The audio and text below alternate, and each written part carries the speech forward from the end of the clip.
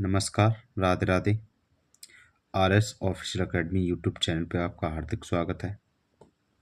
आज हम एसएसटी के प्रश्न हल करेंगे, जिसमें आज हमारा पहला प्रश्न है हमारा, हमारे मौलिक कर्तव्य कौन कौन से हैं। ठीक है, ये हमको बताना है कि हमारे जो मौलिक कर्तव्य हैं वो कौन कौन से हैं। ठीक है, तो जो भारतीय संविधान है इसमें हमारे 11 मौलिक कर्तव्य हैं। कितने? 11 मौलिक कर्तव्य दिए गए हैं। पहला है, संविधान का पालन करते हुए राष्ट्रीय ध्वज और राष्ट्रगान का सम्मान करना चाहिए हमें। ठीक है, अगर हमें संविधान का पालन करना है तो हमें क्या करना है? राष्ट्रीय ध्वज है हमारा जो तिरंगा, उसका सम्मान करना, और जो हमारा राष्ट्रीय गान है उसका सम्मान हमें करना चाहिए। ठीक है। दूसरा है स्वतंत्रता संग्राम के सिद्धांतों का पालन करना। तीसरा है भारत की संप्रभुता और अखंडता की रक्षा करना।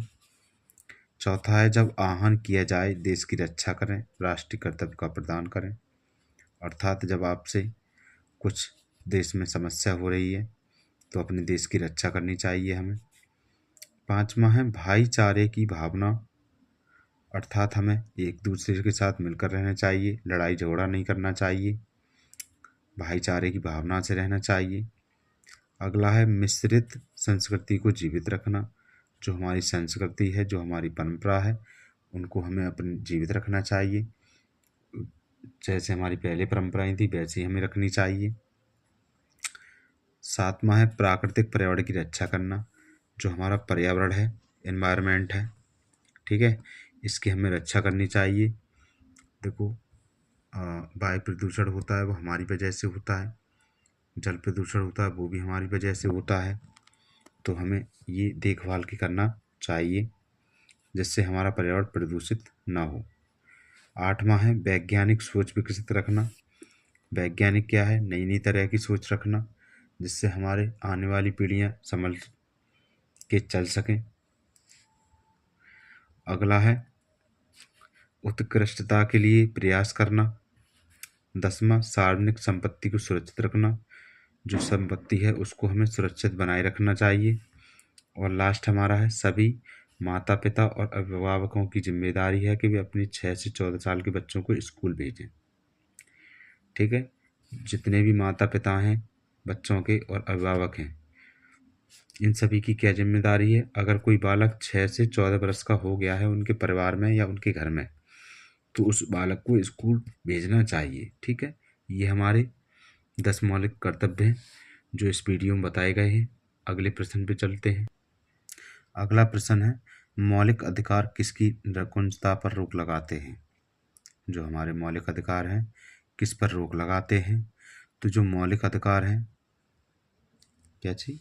मौलिक अधिकार जिनको हम फंडामेंटल राइट्स कहते हैं, ठीक है, को भारतीय संविधान के आधार के रूप में जाना जाता है। इसे संविधान के भाग 3 में उल्लेखित किया गया है। ठीक है, मौलिक अधिकार कार्यपालिका और विधायिका को निरंकुश बनने से रोकते हैं तो राज्य के अनुचित हस्तक्षेप को रोकते हैं।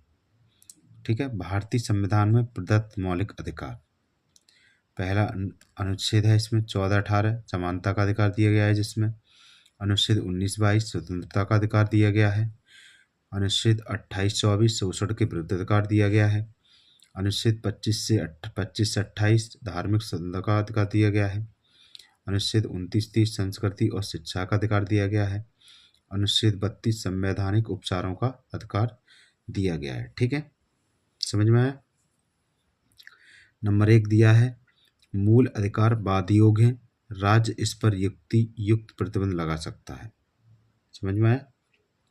दूसरा, ये राज्य के एक पक्षीय निर्णय के प्रति उपलब्ध है।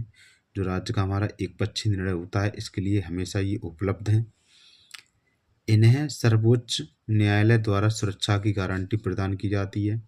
जो हमारे मौलिक अधिकार हैं, जो हमारा सर्वोच्च न्यायालय है, इसके द्वारा हमें सुरक्षा की गारंटी प्रदान की जाती है। अगला प्रश्न है ये देश में लोकतांत्रिक व्यवस्था स्थापित करते हैं। अगला है ये व्यक्तित्व स्वतंत्रता के रक्षक हैं।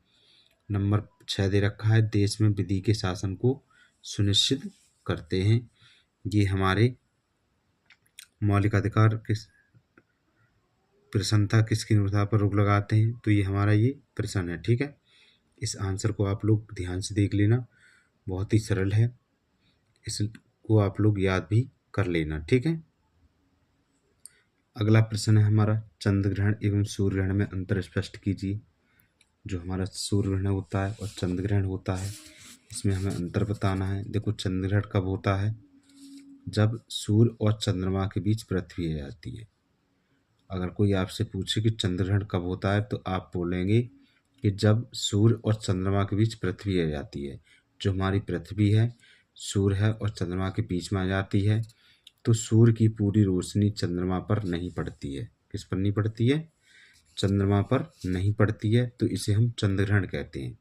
जब हमारी सूर्य की रोशनी चंद्रमा पर नहीं पड़ेगी तो चंद्र ग्रहण हो जाएगा, क्योंकि जब पृथ्वी है सूर्य और चंद्रमा के बीच में आ जाती है। ठीक है, समझ में आ गया? चंद्र ग्रहण जब सूर्य और चंद्रमा के बीच में पृथ्वी आती है तो सूर्य की किरणें हमारे चंद्रमा पर नहीं पड़ पाती हैं, तो चंद्र ग्रहण लग जाता है। सूर्य ग्रहण क्या है? जब सूर्य और पृथ्वी के बीच में चंद्रमा आ जाता है। उसमें क्या था? सूर्य और चंद्रमा के बीच में पृथ्वी थी। इसमें क्या है? सूर्य और पृथ्वी के बीच में चंद्रमा आ जाता है, तो इसे हम सूर्य ग्रहण के नाम से जानते हैं। ठीक है, चंद्र ग्रहण और सूर्य ग्रहण के बारे में आपको पता पड़ गया क्या होता है। आप लोग इसे याद कर लेना, बहुत ही इंपॉर्टेंट क्वेश्चन है। अगला प्रश्न है हमारा, संविधान किसे कहते हैं? संविधान होता क्या है? संविधान के बारे में समझाइए। ठीक है, देखो, संविधान की परिभाषा कैसे बताओगे? किसी देश या संस्था द्वारा निर्धारित किए गए वह नियम जिसके माध्यम से संस्था का सुचारू ढंग से संचालन हो सके, उसे देश या संस्था का संविधान कहा जाता है। क्या दिया है? किसी देश या संस्था द्वारा निर्धारित किए गए वह नियम, कोई संस्था ले लो, कोई देश ले लो, उसके द्वारा जो नियम है वो निर्धारित किए जाते हैं, बताए जाते हैं कि आपको उसी माध्यम से इस संस्था को सुचारू ढंग से चलाना है, संचालन करना है, तो उस देश या संस्था का संविधान कहलाता है। भारत का संविधान सभा द्वारा 26 जनवरी 1950 को आंशिक रूप से संपूर्ण देश में लागू कर दिया गया था। जब हमारा देश स्वतंत्र हुआ था 15 अगस्त 1947 को, तब हमारा संविधान नहीं बना था, लेकिन संविधान हमारा जो 26 जनवरी 1950 को पूर्णतः संपूर्ण देश में, पूरे विश्व देश में, जो हमारा भारत देश है उसमें कब लागू कर दिया गया था? तो आप लोग बताना, 26 जनवरी 1950 ईस्वी को इसको पूरे देश में लागू कर दिया गया था। ठीक है, आप लोग संविधान के बारे में याद कर लेना कि संविधान होता क्या है और भारत में यह संविधान कब लागू किया गया था। तो संविधान है कुछ नहीं, कोई संस्था ले लो या देश ले लो, वह अपने नियम बनाता है और उसी नियम से उस संस्था को चलाता है। ठीक है, समझ में आया? अगले प्रश्न पे चलते हैं। बहुत ही इम्पोर्टेंट प्रश्न है हमारा, ज्वार भाटा किसे कहते हैं? ज्वार भाटा किसे कहते हैं? तो हमारा आंसर है, ज्वार भाटा चंद्रमा एवं सूर्य की आकर्षण शक्तियों के कारण सागरीय तल के ऊपर उठने और गिरने को ज्वार भाटा कहते हैं। जब समुद्र में लहरें आती हैं, जब ऊपर की ओर जाती हैं, तो इसे हम ज्वार बोलते हैं। जैसे ही जो लहरें ऊपर उठी थी वो नीचे गिरेंगी, तो इसको हम भाटा बोलते हैं।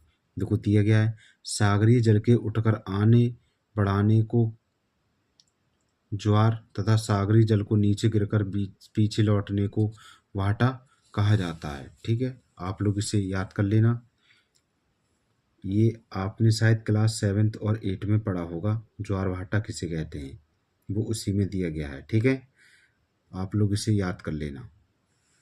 अगला प्रश्न है हमारा, वायुमंडल किसे कहते हैं? क्या चीज़? वायुमंडल किसे कहते हैं?